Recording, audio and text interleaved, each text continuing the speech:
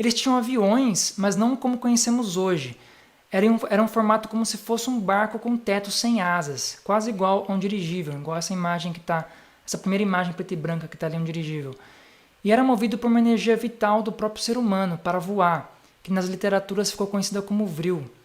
Depois, nos últimos tempos da Atlântida, essa energia foi substituída por algum mecanismo antigravidade que ainda não foi descoberto pela ciência moderna.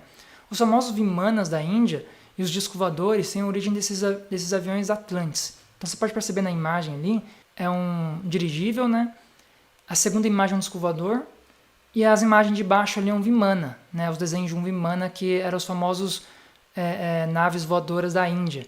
Então se você pesquisar Vimanas, você vai perceber que Vimanas também tem até desenho em pinturas antigas, tal, né?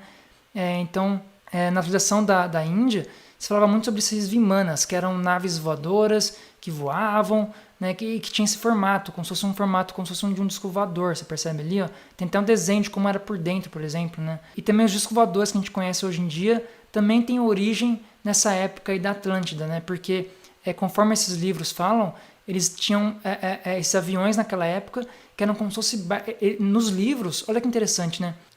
Muitos livros sobre essa ciência espiritual são livros antigos dos anos de 1800, 1900, né?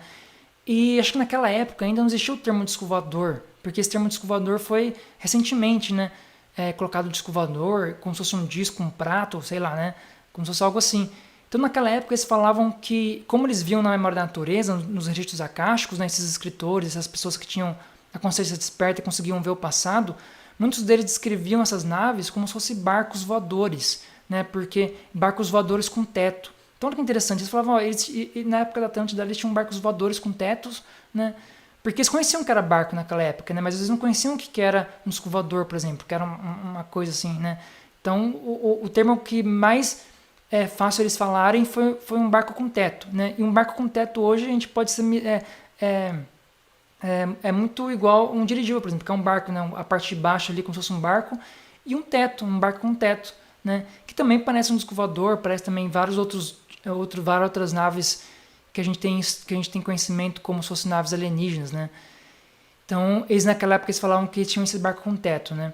E que era movido por energia vital do próprio ser humano. Então, eles falam que essas naves que eles tinham naquela época era movida pela própria energia do ser humano. Então eles não era nada físico, não era nada tipo igual ao combustível que a gente tem hoje de gasolina, enfim, né?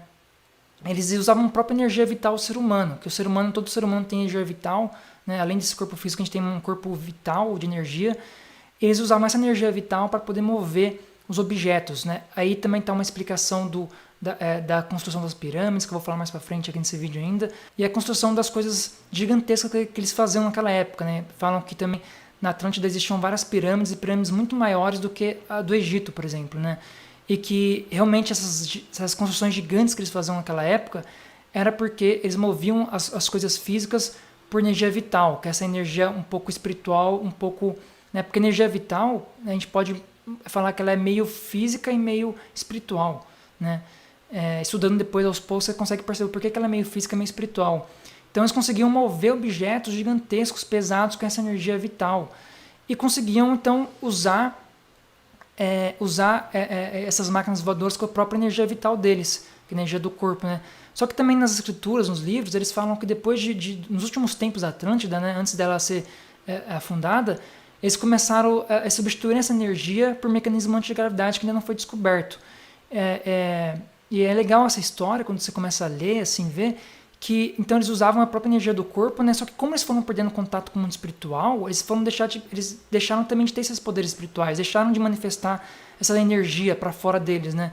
E aos poucos foi se perdendo essa energia, só que eles continuaram a ter essas naves, só que já eram impulsionadas por mecanismo antigravidade, que eles falam que essas naves ainda voavam daquele jeito, de uma forma leve, em alta velocidade, e só que era por um mecanismo antigravidade que não era energia do corpo, era uma coisa que eles modificavam a gravidade do planeta eles anulavam a gravidade em volta daquele objeto, e aquele objeto então não tinha peso. E também era essa uma das explicações que eles falam das pirâmides, enfim, né, de todas as coisas que eles construíram também. Então é interessante ver que essas coisas foram modificando, né? Conforme eles foram perdendo a visão espiritual, eles começaram a ter mais foco no mundo físico e a estudar o mundo físico, estudar a força da gravidade, estudar as coisas e começaram a estudar. E como eles já eram, vamos supor, mais inteligentes que a gente naquela época, só que de uma forma, igual eu falei, a tecnologia deles era diferente da nossa, porque a tecnologia deles é uma tecnologia espiritual, a nossa é uma tecnologia totalmente física. Por exemplo, para a gente mover nossos objetos, mover carros, essas coisas, a gente não usa energia espiritual, vamos supor, né? E a gente também não tem contato espiritual com outros seres, de outros planetas, né? A gente só tem gente mesmo aqui mesmo e as partes físicas, então a gente precisa se virar com o que a gente tem no mundo físico, né? Naquela época não, naquela época eles tinham contato com professores espirituais que ensinavam coisas básicas para eles e eles tinham poderes espirituais, eles conseguiam viver no mundo espiritual, viver no mundo físico, sabe? Assim, eles conseguiam ter esse intercâmbio onde eles conseguiam então trazer algo do espiritual para o físico, então por isso que era muito mais fácil eles terem naves que pra gente hoje parece absurdo, né? Mas para eles era ou mover pedras gigantescas que para hoje para a gente parece ser muito difícil, até impossível. E para eles também era fácil porque eles conseguiam manipular a natureza, vamos supor assim, né? Então, quando a gente fala que eles eram civilizações avançadas tecnologicamente, era por causa que eles tinham contato com o espiritual, diferente da gente, né? Eles nunca tiveram a tecnologia que a gente tem hoje, nessa tecnologia de internet, da comunicação, dessas coisas mais físicas, né? Os deles eram mais coisas espirituais, mais, né? Era outro nível, outras coisas, né? Então é interessante isso.